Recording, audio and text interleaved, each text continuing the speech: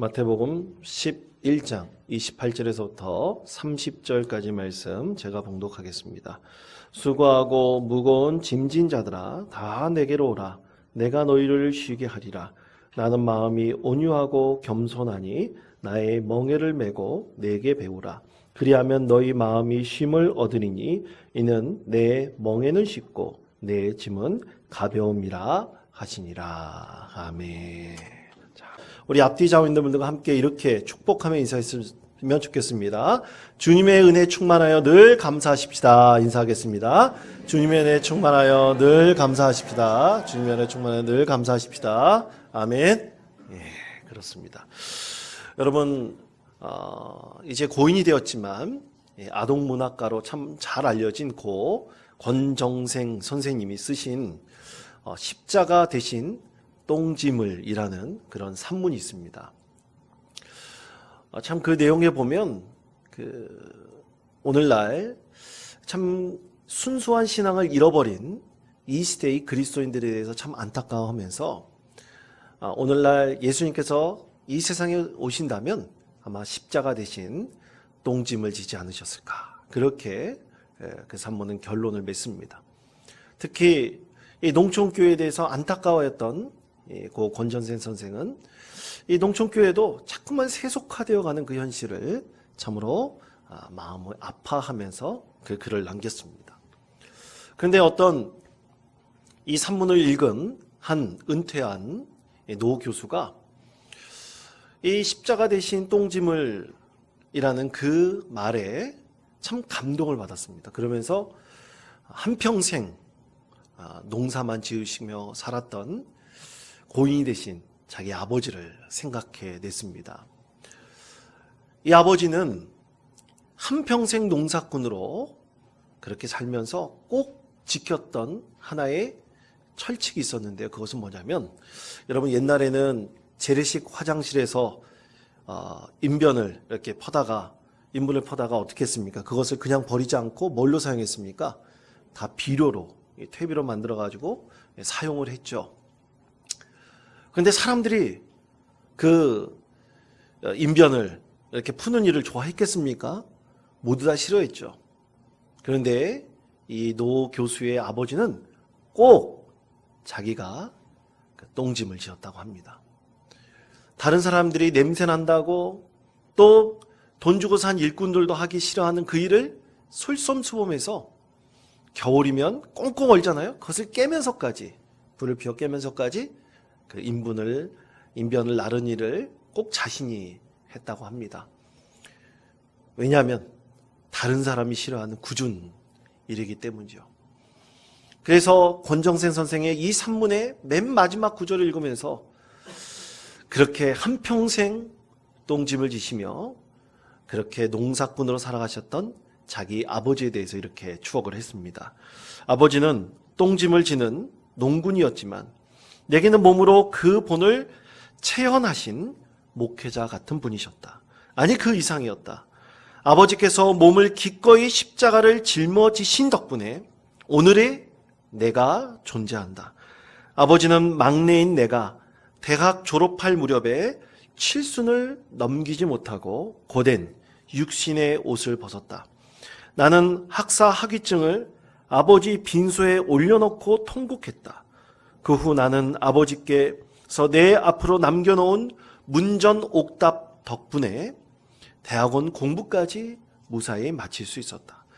그로부터 나는 평생 교수 노릇하고 살았으니 기실은 그 모두가 똥짐을 진 농군 아버지의 십자가적 삶이 안겨준 은혜 때문이었다. 그처럼 아버지께서는 자식을 위해 십자가 대신 똥짐을 기꺼이 짊어지신 삶을 몸으로 감당하신 게다. 성도 여러분, 저는 이 교수의 마지막 말, 자식을 위해 십자가 대신 똥짐을 기꺼이 짊어지신 아버지의 삶이라는 그 회고의 말에 정말로 마음이 와 닿습니다. 여러분, 사람은 누구의 희생과 또 헌신을 통해서 그것을 먹고 사는 존재가 아닐까요?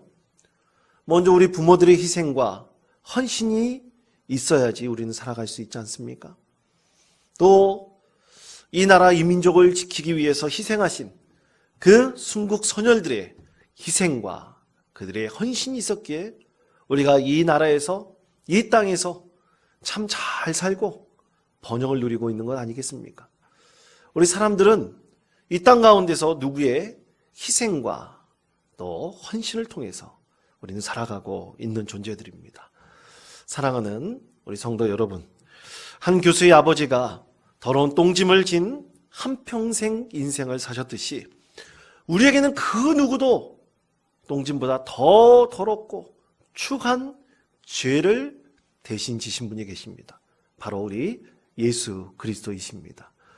우리는 그 예수 그리스도께서 아기 예수로 이 세상에 오신 이 대림절 기간을 준비하고 또 주님께서 다시 이 세상 가운데 강림하시기를 기대하면서 대림절 세 번째 주에 촛불을 켜고 우리가 이 예배를 하나님께 드리고 있습니다. 우리 주님께서는 오늘 참으로 우리에게 이렇게 말씀을 하십니다. 마태복음 11장 28절의 말씀입니다. 이 말씀을 우리 다 같이 한 목소리로 봉독하겠습니다. 수고하고 무거운 짐진 자들아 다 내게로 오라. 내가 너희를 쉬게 하리라. 아멘. 자, 우리 대신 죄의 짐을 지신 예수님께서 우리에게 말씀하신 이 말씀은 우리에게 참으로 수고하고 무거운 짐진 자들이 다 내게로 오라고 말씀을 하십니다. 저는 이 말씀을 읽고 예전에 한창 즐겁게 불렀던 한 찬양이 생각이 났습니다. 그 찬양을 이렇게 부릅니다. 수고하고 무거운 짐진 자들아 다 내게로 오라. 다 내게로 오라. 내가 너희를 쉬게 하리라. 내가 너희를 쉬게 하리라. 아멘. 여러분 찬양 잘 아시죠? 예. 젊은 분들은 잘 모를 거예요. 참 어렸을 때부터 이 말씀을 생각할 때마다 즐겨 불렀던 그런 찬양입니다. 계속해서 단순한 음절을, 이 음운을 반복하면서 부를 때마다 이 말씀의 깊은 의미에 우리 심령이 참 깊이 와 닿는 것 같습니다. 우리 주님께서 그렇게 우리를 대신해서 죄의 짐을 지셨죠. 그러면서 우리 주님께서 이 찬양에 부른 그 가사처럼, 아니 오늘 우리에게 주신 이 마태복음 11장 28절의 말씀처럼 우리에게 이 대림절 기간 주님께서 우리에게 주시고자 하는 선물이 있습니다. 세 가지 선물이 있습니다. 그 중에 첫 번째는요, 바로 쉼이라는 선물입니다.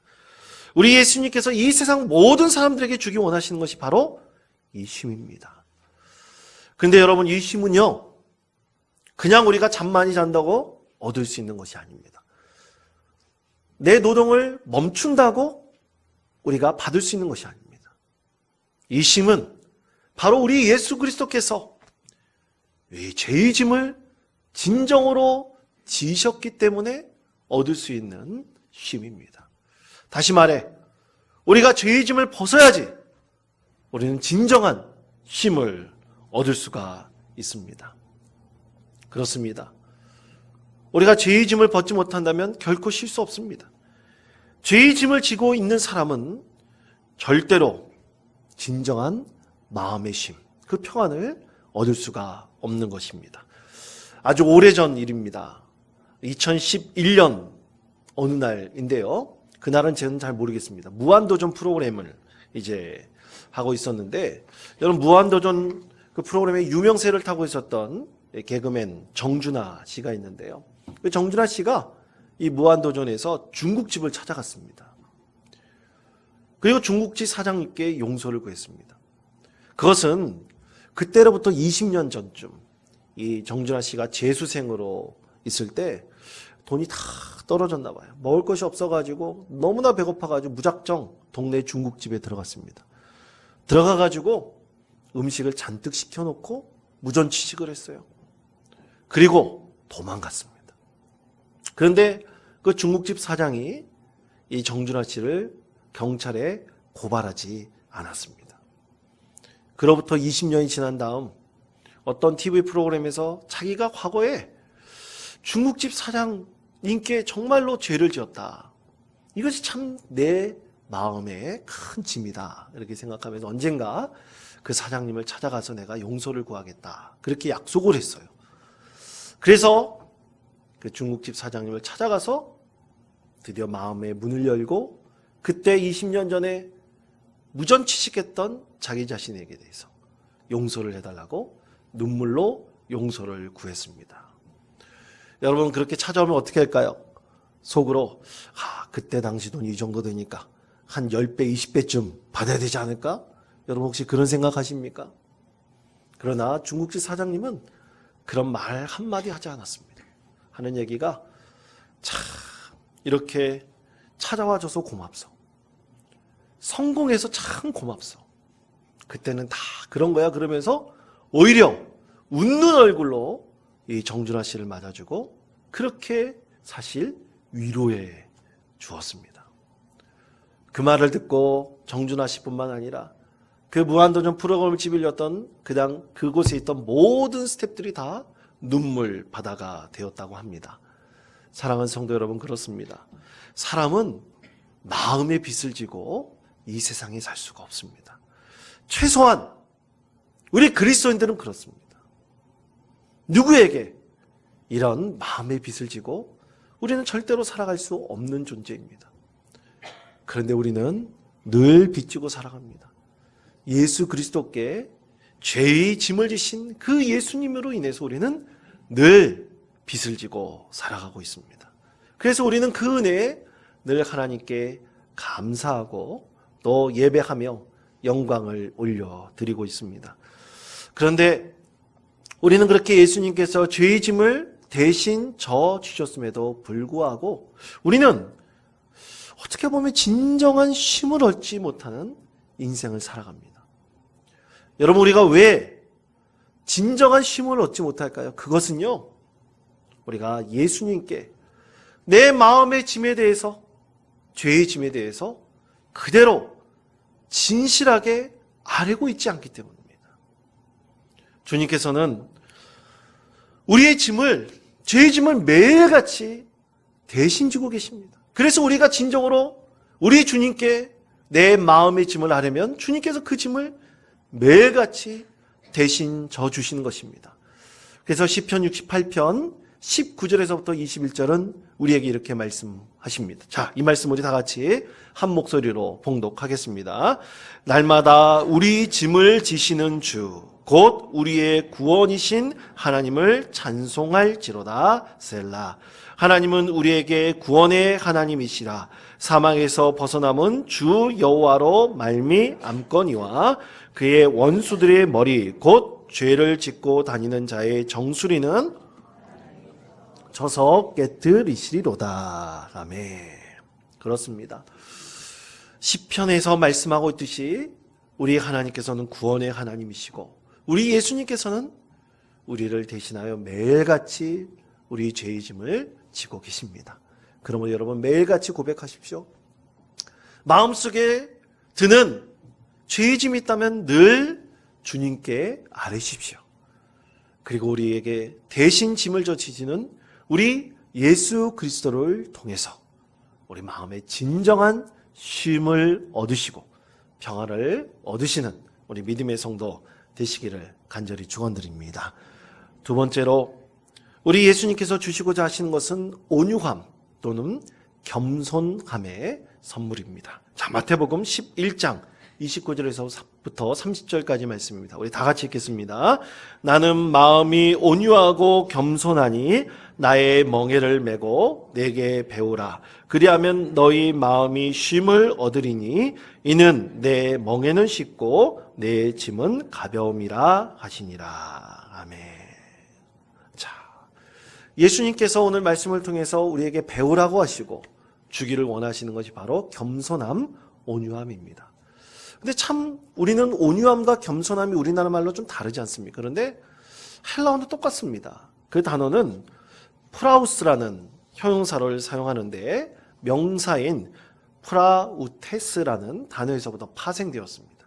여러분, 그 뜻이 온유, 겸손함이라는 뜻도 있지만 다른 한편으로 비천, 억압, 낮아짐이라는 뜻도 가지고 있습니다. 우리 예수님께서는 이 세상 가장 낮은 곳에 오셨습니다. 그리고 스스로 예수님께서는 비춰내셨습니다. 그것이 예수님께서 우리에게 가르쳐 주시고 또 예수님께서 우리에게 주시고자 하시는 귀한 선물, 바로 예수님의 온유함 성품입니다.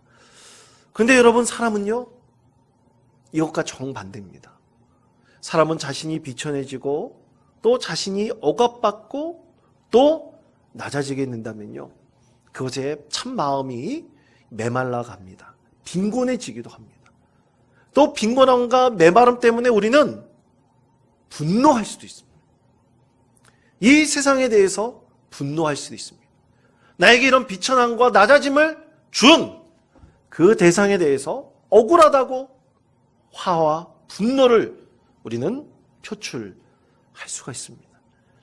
그런데 여러분, 우리 예수님께서 낮아지심은 전혀 그렇지 않았습니다.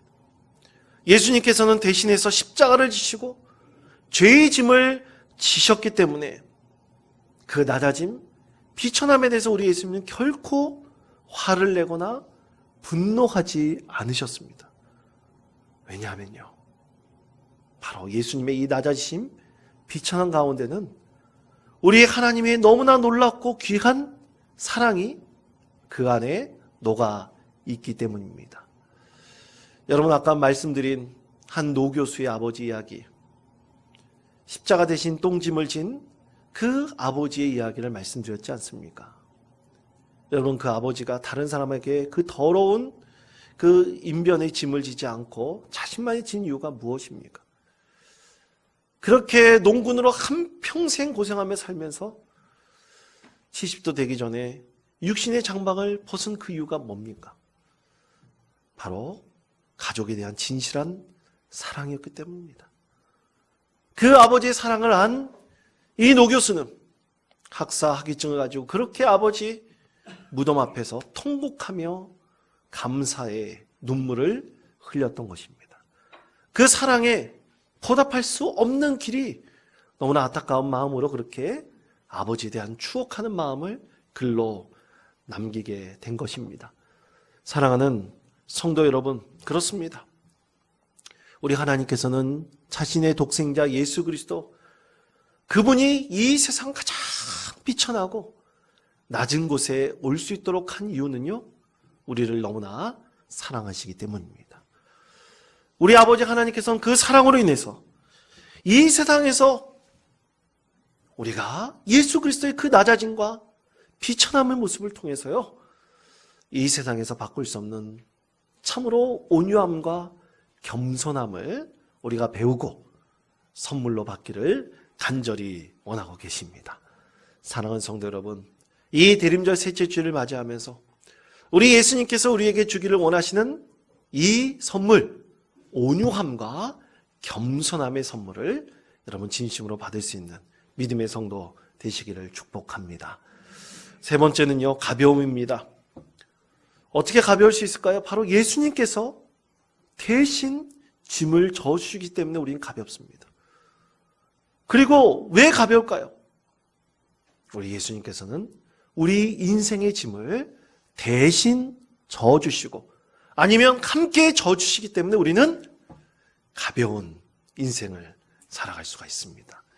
여러분, 이솝 우화에 보면 참 재밌는 이야기들이 참 많은데요, 소금 장수와 당나귀 이야기가 있습니다.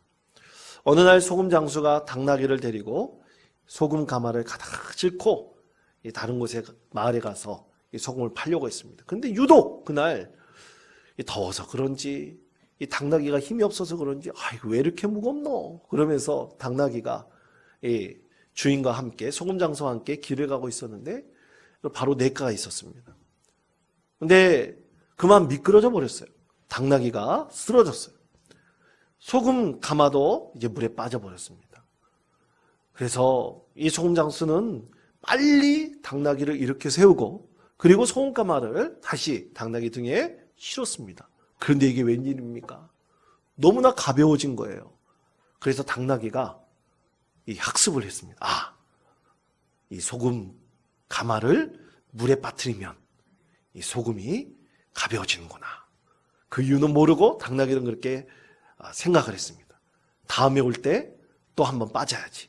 그렇게 생각을 하고 다음에 또 이 소금 장수와 함께 길을 떠나게 되었습니다. 드디어 냇가를 만났습니다. 아니나 다를까 당나귀가 어떻게 했을까요? 미끄러졌죠. 그래서 물속에 빠졌습니다. 그래서 소금 장수가 재빨리 이 짐을 당나귀 등에 실었는데 아니나 다를까 이게 웬일입니까? 이전에 지었던 소금 가마보다 2배는 더 무거운 것입니다. 소금 가마가 아니라 그날 소금 장수는 솜을 가지고 팔려고 했던 것입니다. 이 솜이 물에 가득 젖어가지고 좀처럼 이 지기 힘든 무거운 가마가 된 것입니다. 아마 그날 자기 꾀에 당한 당나귀는 아마 고생께나 좀 했을 것 같습니다. 사랑하는 성도 여러분, 잔꾀로 절대로 우리 인생의 짐이 가벼워질 수가 없습니다. 여러분, 꾀를 부려서 인생의 짐이 정말 가벼워질 수 있다면 이 세상에서 머리 좋은 사람들이 정말로 잘 살 것입니다. 그리고 장꾀를 부리는 사람들이 형통할 것입니다. 과연 그런가요? 아마 잔꾀 부린 사람들은 언젠가 그 꾀로 인해 이 당나귀처럼 큰 짐을 얹히게 되기 마련입니다. 사랑하는 성도 여러분, 우리가 인생의 짐을 진정으로 가볍게 할 수 있는 가장 좋은 방법은 뭡니까? 우리 예수님께서 우리 인생의 짐을 대신 져주시거나 우리 예수님과 함께 인생의 짐을 지는 것입니다. 그것은 바로 예수님을 오직 나의 인생의 주인으로 삼는 것입니다. 당나귀처럼 장깨 부리지 말고 우리 인생의 짐을 져주시는 예수님의 은혜에 늘 감사하면서 예수님께서 주시는 이 가벼움이라는 은혜의 선물을 받는 것입니다. 우리는 그때 이 가벼운 이 은혜의 선물을 구한다면 우리 예수님께서는 진정으로 우리 인생의 짐을 가볍게 하시며 우리에게 놀라운 축복을 더하여 주실 것입니다. 여러분, 중요한 것은 우리 마음가짐에 달렸습니다. 우리가 어떻게 마음을 가지고 예수님을 의지하는가에 달려 있었습니다. 여러분, 그러므로 우리 늘 예수님을 의지하시기를 늘 구하십시오. 늘 소망하십시오. 그리고 그 예수님께 내 마음의 모든 것을 아뢰고 실타래처럼 풀리지 않는 것이 있다면, 너무나 인생에 무거운 짐이 있다면 우리 예수님께서 함께 하셔서 우리 인생의 짐을 진정으로 가볍게 하시는 놀라운 은혜의 선물을 늘 받으시는 믿음의 성도 되시기를 간절히 축원드립니다. 여러분, 우리가 함께 불렀던 찬송가 337장 내 모든 시험 무거운 짐을 이란 찬송은요, 엘리사 호프만 목사님이 작사와 작곡을 한 그런 찬양입니다. 미국 펜실베니아 주에서 목회를 하시던 이 호프만 목사님은요, 주일 설교를 마치면 꼭 가난한 이웃들을 늘 보살피며 섬기며 살았습니다. 어느 날 교회에서 약 50km 정도 떨어진 성도의 집에 신방을 하게 되었습니다. 문지방을 넘자마자 성도의 입에서 하소연을 하면서 계속해서 눈물을 흘렸습니다. 사는 것이 너무나 힘들다고, 너무나 가난해서 어떻게 내일을 살아가야 될지 모른다고 목사님 손을 붙들고 간절히 하소연하며 울고 있었습니다. 도저히 그 눈물 흘리는 성도를 어떻게 위로할까 생각나지 않았습니다. 하나님께 마음으로 기도했더니만 하나님께서 주신 말씀이 바로 마태복음 11장 28절의 말씀이었습니다. 이 말씀으로 이 성도를 위로하면서 그렇게 권면했습니다. 지금 우리가 이 세상의 인생의 짐을 가볍게 하시는 분은 바로 예수님이시니 오직 예수님께만 아뢰십시오.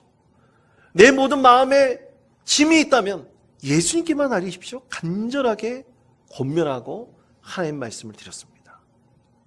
근데 성도는 그 얘기를 듣고 한참을 고민했습니다. 두 가지 갈등이 있었죠. 과연 예수님께 아뢰다고 내 인생의 짐이 해결될 수 있을까? 정말 예수님께서 해결해 줄 수 있나? 부정과 긍정의 마음이 두 가지가 왔다 갔다 하고 있었습니다. 한참을 고민하다가 그 성도는 드디어 입을 열어서 이렇게 고백했습니다. 예수님께만 아뢰겠습니다. 이렇게 고백했습니다. 여러분 우리도 한번 따라해 볼까요? 예수님께만 아뢰겠습니다. 한번 하십시다. 예수님께만 아뢰겠습니다. 아멘. 그 성도는 그 자리에서 예수님께만 아뢰겠습니다. 그렇게 고백했습니다.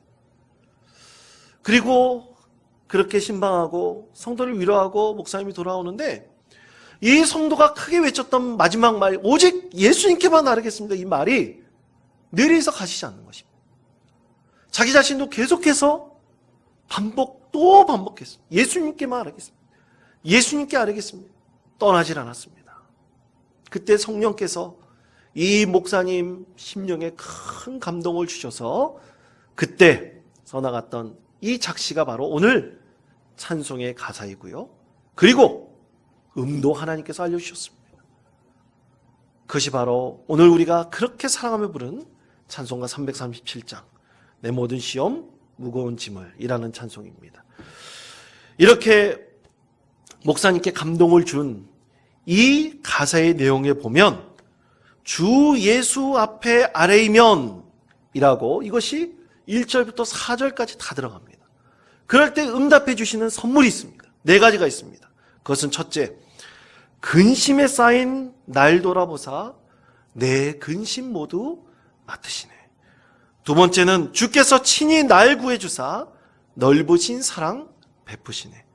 세 번째는 주께서 친히 날 구해주사 내 대신 짐을 져주시네. 마지막은 예수는 나의 능력이 되사 세상을 이길 힘주시네 라는 것이었습니다.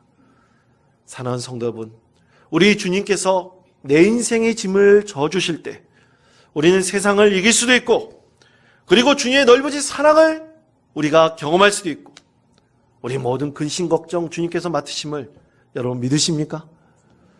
여러분 이 믿음을 늘 주님 앞에 고백할 수 있는 믿음의 성도 되시기를 간절히 축원드립니다. 그때 우리 주님께서 선물을 주십니다. 쉼의 선물을 주시고 온유함 그리고 우리 인생의 짐이 가벼움의 은혜의 선물을 주십니다. 이 선물을 이 대림절 기간에 꼭 얻으시며 믿음 가운데 승리하시는 복된 성도 되시기를 간절히 축원드립니다.